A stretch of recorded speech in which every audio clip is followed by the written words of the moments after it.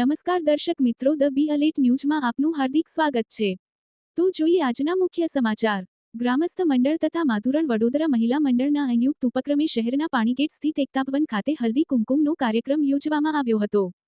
દર વર્ષની જેમ આ વર્ષે પણ શહેરના પાણીગેટ વિસ્તારમાં આવેલા એકતા ભવન ખાતે ગ્રામસ્થ મંડળ તથા માધુરણ વડોદરા મહિલા મંડળ દ્વારા હલ્દી કુમકુમ અને તિલગુડનો કાર્યક્રમ યોજવામાં આવ્યો, જેમાં મોટી સંખ્યામાં સૌભાગ્યવતી મહિલાઓએ આ કાર્યક્રમમાં હાજર રહી એકમેકને હલ્દી કંકુ લગાવી તિલ ગુડ આપી મોઢું મીઠું કરાવ્યું હતું।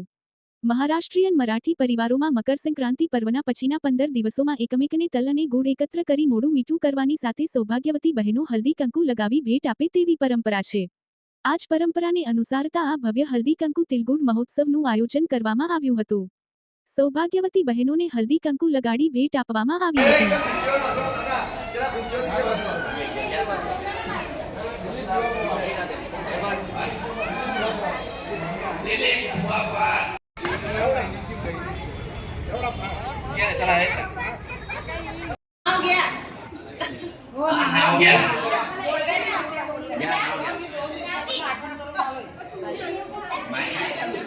इकडे बघा।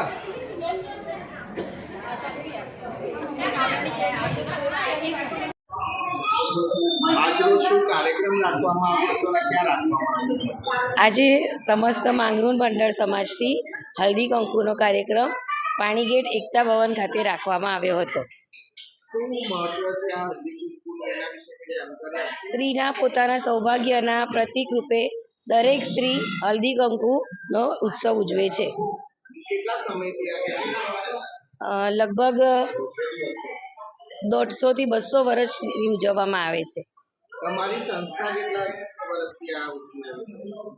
અમારી સંસ્થા લગભગ 10 વર્ષથી તો આ કાર્યક્રમ કરે જ છે।